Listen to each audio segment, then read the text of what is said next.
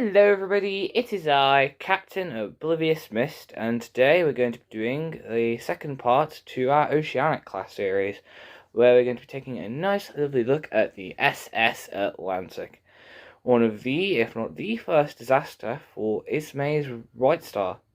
So without any further ado, let's get into the video.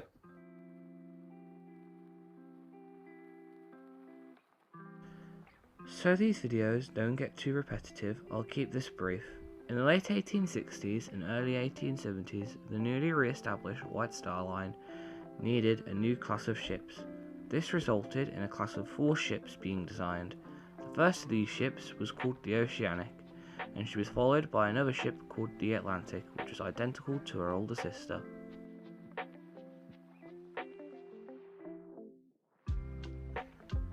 Her main source of propulsion was a 4-cylinder compound condensing steam engine, giving her a service speed of 14 knots. She would also have 4 masts that could serve as a backup method of propulsion if something went wrong with her engines.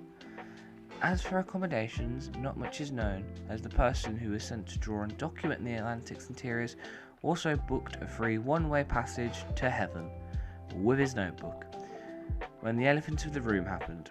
But what we do know is that for a time the interiors were well above average and quite revolutionary, which you could probably tell, so enough talking about our engines and interiors, and let's get into a short career.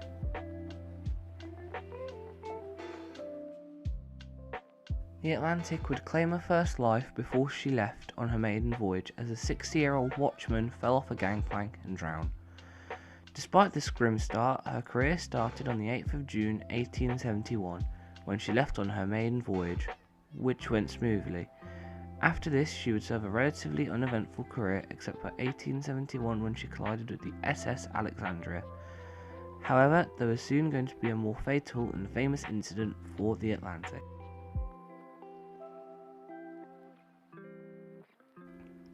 On the 20th of March, the Atlantic left Liverpool, an ironic name considering what was about to happen, on yet another voyage.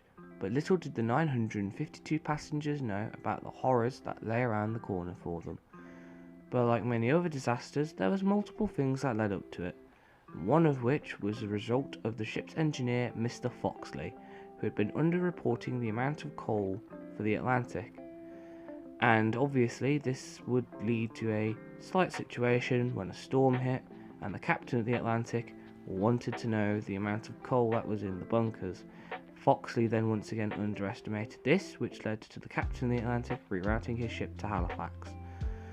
As due to Foxley's underreporting of coal reserves, the captain thought the Atlantic didn't have enough coal to make it to New York.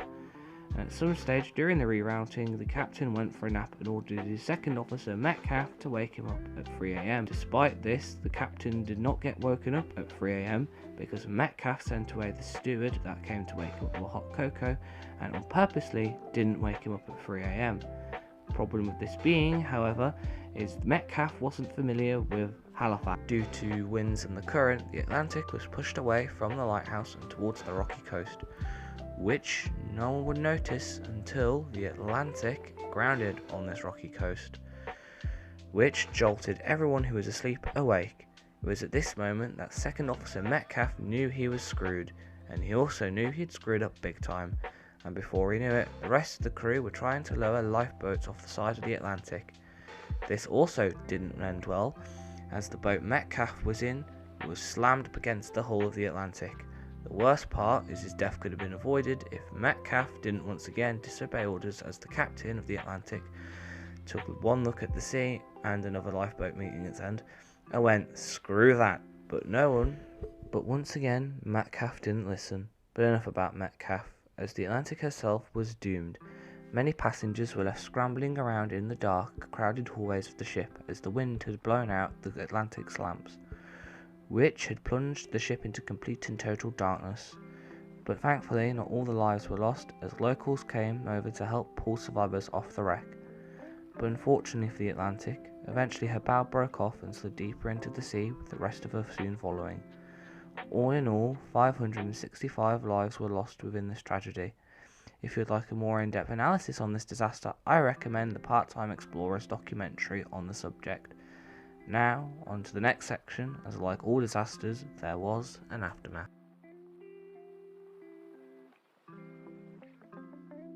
Thankfully, the SS Atlantic wasn't fully submerged in the water and you could still probably walk across the side of a hull at a low tide.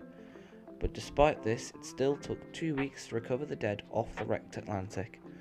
But not all the dead made it back in one piece, as some people came to the wreck site, and despite the Atlantic's crew and local law enforcement's attempt to stop people from looting the wreck, people still managed to do this anyways and found a way to take locks of hair off certain victims, and others cut fingers off bodies to steal the rings. Not only this, but some people attempted to steal things off the wreck and the shoreline. Speaking of things taken off the wreck, the insurance companies decided to salvage cargo from her wreck, leading to some bright spark coming up with the idea of blowing a hole into the side of the ship to pull China from the wreck. As you can tell, this was a bad idea, as if the China wasn't destroyed during the thrashing of the ship when she was sinking, the China would most certainly be destroyed after having a hole blown through the side of the wreck. But hey, the wreck wasn't the only place where the aftermath could be felt, as the cost of the disaster led to the White Star Line selling the Asiatic and the Tropic. Hello everybody, it is I, Captain Oblivious Mist, here with an epilogue once again. As you may or may not know, I plan to cover all the Oceanic class. Little fun fact while working on this video, this genius had a brilliant take of the disaster part, all in one take, no stuttering, no nothing, it was perfect. And then realised I forgot to hit the record button. So, yay! Oh. Anyways, if you couldn't tell, I did mention it in the video, and I'm pretty sure I mentioned it in my Oceanic class video. Oceanic video. I do have plans to cover the entire of the Oceanic class. Hopefully, fingers crossed, one ship per month, but obviously life happens and not everything can go our way. But that is the plan, and that means we'll probably be doing another one of the Oceanic class very soon. My next video will either be the SS Atlantic, Collins Line edition, or the Rotterdam, or possibly my mysterious remake. Whichever I happen to finish first, you'll see it'll pop up or whatever. It might be neither of them, it might be even one on the VDIC. As I myself am probably going to decide after recording this epilogue. But anyways, enough of me and my indecisiveness. It is happy to see you all. How is everybody doing? And I guess with that, I guess you can say once again, it's another successful video. So, I shall see you in the next one. Goodbye!